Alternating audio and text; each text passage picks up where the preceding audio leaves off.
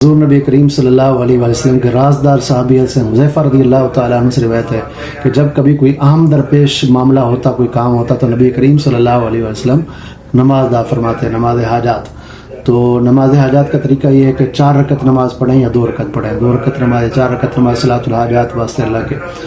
تو اس طرح نیت کرنے کے بعد الحمد شریف کے بعد آیت الکرسی 3 بار پڑھیں، اور اس کے بعد باقی 3 رکعت کے اندر جو ہے وہ سورہ اخلاص ایک میں اور آخری 2 رکعت میں سورہ فلق، سورہ ناس، تو یہ پڑھیں۔ اور یہ ابو داؤد کی حدیث پاک تھی۔ اور مزید مشائخ کرام فرماتے ہیں، نیک لوگ جو بزرگان دین ہیں وہ فرماتے ہیں کہ ہم نے جب بھی یہ نماز پڑھی ہے ہم نے حاجت کو پورا پایا ہے، ہم نے حاجت پائی ہے۔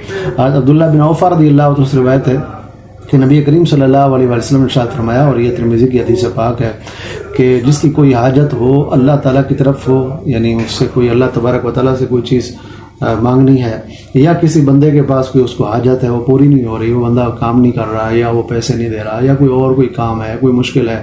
ایک بھائی نے کمنٹ بھی کیا تھا کہ پیسے لینے کا کوئی وظیفہ بتائیں، کچھ بتائیں، تو یہ نماز حاجات پڑھے تو انشاءاللہ العزیز آپ کا کام ہو جائے گا۔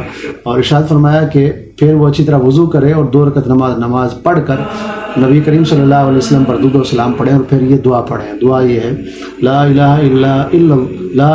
الا اللہ الحلیم الکریم سبحان اللہ رب العرش العظیم الحمد للہ رب العالمین اسألک موجبات رحمتک وعزائم مغفرتک والغنیمت من کل بر والسلامت من کل اثم لا تدع لی ذنبا الا غفرتہ ولا ہما الا فرجتہ ولا حاجة هي لك ردا الا قضيتها یا ارحم الراحمین۔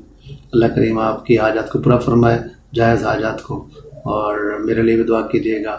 اللہ ہمیں نیک اعمال کی توفیق عطا فرمائے۔ ہمیں فالو کیجیے، ہمارے ساتھ رہیے، انشاءاللہ آپ کے فائدے کی باتیں آپ کو ملتی رہیں۔